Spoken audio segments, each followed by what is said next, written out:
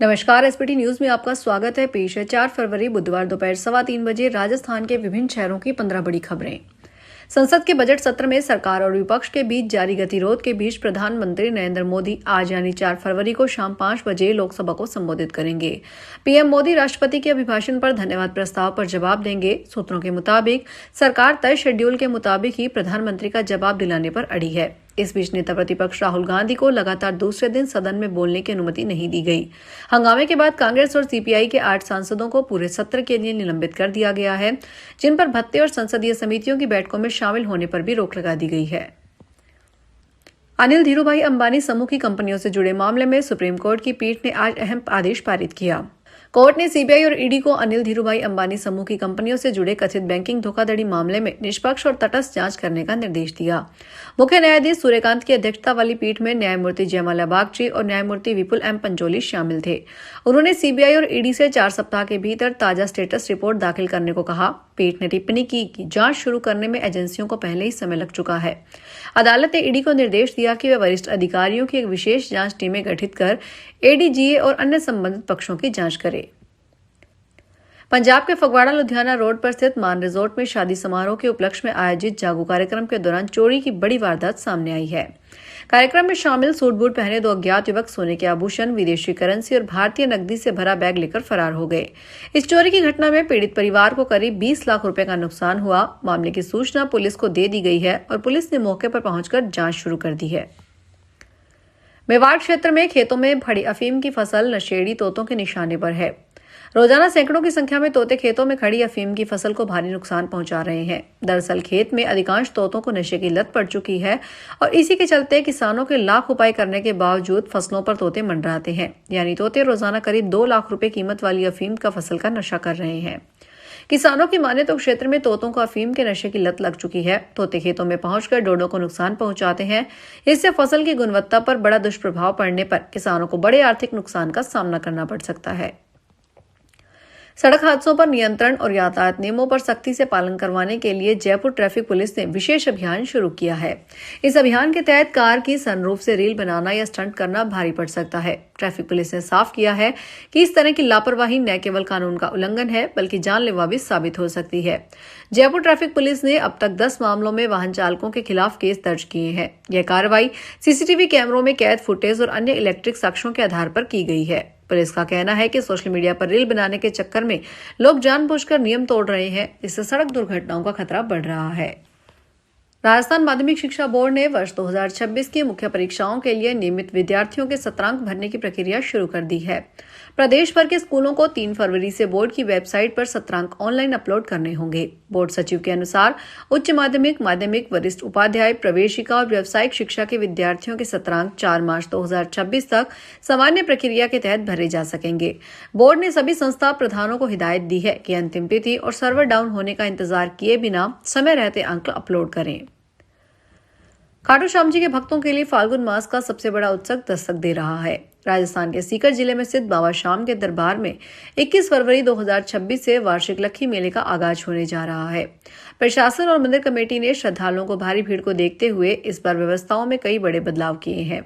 प्रशासन ने 0 रिस्क नीति अपनाते हुए यातायात और दर्शन के लिए विशेष गाइडलाइन जारी की है। जाम से बचने के लिए इस बार तकनीकी का सहारा लिया गया है। सुरक्षा कारणों से सभी भक्तों को अपना पहचान पत्र साथ रखना जरूरी है। होटलों और धर्मशालाओं में बिना आईडी प्रवेश नहीं मिलेगा। मौसम इन दिनों साफ तौर पर बदलाव के दौर से गुजर रहा है। पिछले 2 दिनों से अधिकतम तापमान 25 डिग्री और न्यूनतम 15 डिग्री बना हुआ है। यह स्थिति संकेत दे रही है कि सर्दी धीरे धीरे विदा हो रही है और मौसम संक्रमण काल से प्रवेश कर चुका है। हालांकि अभी फाल्गुनी बयार पूरी तरह सक्रिय नहीं हुई है, लेकिन उसकी आहट महसूस होने लगी है। सुबह और रात के समय हल्की ठंडक बनी हुई है, जबकि दिन में धूप तेज होने लगी। इन दिनों पेड़ों से पत्ते झड़ना भी नजर आ रहे हैं। इन दिनों की स्थिति पतझड़ का अंतिम चरण है। यह बदलाव न केवल दिख रहा है बल्कि मौसम की अनुभूति में भी महसूस हो रहा है।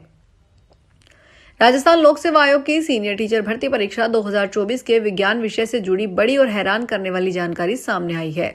विज्ञान विषय में कुल 350 पदों के लिए भर्ती निकाली गई थी, लेकिन पात्रता जांच के बाद केवल 296 अभ्यर्थियों को ही योग्य माना गया है, जबकि इस विषय के लिए 1,68,206 अभ्यर्थियों ने आवेदन किया था। इसमें साफ है कि बड़ी संख्या में अभ्यर्थी न्यूनतम योग्यता तक भी नहीं पहुंच पाए। इस भर्ती में सबसे चौंकाने वाली बात यह रही कि ST सामान्य, महिला और विधवा श्रेणी में एक भी अभ्यर्थी चयनित नहीं हुआ।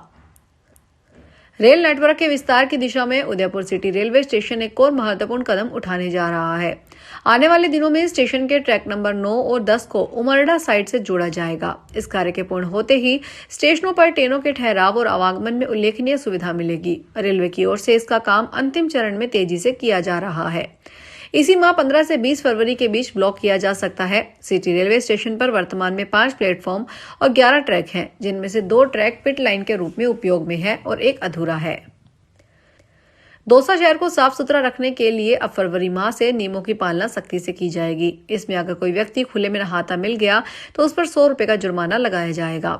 इसके अलावा गोबर डालने पर 2500 रुपए का जुर्माना वसूला जाएगा। किसी दुकानदार ने सड़क पर कचरा फैलाया तो हर दिन 500 रुपए देने होंगे। यह कार्रवाई दौसा नगर परिषद की टीम करेगी।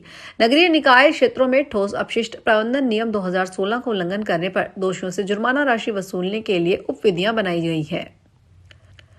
चूरू के ग्राम खालिया व सुजानगढ़ सड़क मार्ग पर खेतों में अज्ञात कारणों से आग लगने से अफरा तफरी मच गई।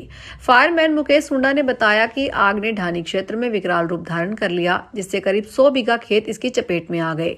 आग से खेत की बाढ़, घास और अन्य सामान जलकर खाक हो गई, जिससे किसानों को भारी नुकसान हुआ।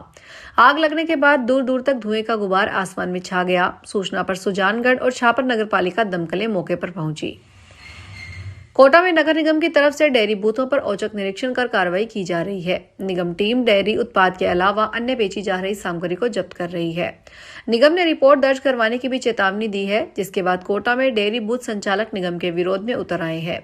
कोटा सरस डेयरी बूथ विकास समिति के बैनर तले बूथ संचालकों की तरफ से कलेक्टर को ज्ञापन देकर आंदोलन की चेतावनी दी गई है।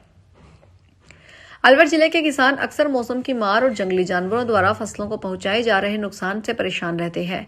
पहले फसलों की सुरक्षा के लिए किसानों को दिन रात कड़ाके की सर्दी में खेतों में पहरा देना पड़ता था, लेकिन अब समय के साथ किसान आधुनिक और हाईटेक तकनीक अपना रहे हैं। अपनी मेहनत कम करने और फसलों की सुरक्षा पुख्ता करने के लिए अब खेतों में CCTV कैमरे लगाए जा रहे हैं। इनकी मदद से किसान घर बैठे मोबाइल के माध्यम से अपनी फसलों पर 24 घंटे नजर रख पा रहे हैं। डीडवाना कुचामन जिले में पंचायत चुनाव 2026 की तैयारियों के तहत मतदाता सूची अद्यतन का कार्य तेजी से किया जारी है। जिला निर्वाचन अधिकारी डॉक्टर महेंद्र खड़गावत ने बताया कि 29 जनवरी को ड्राफ्ट मतदाता सूची का प्रकाशन किया जा चुका है।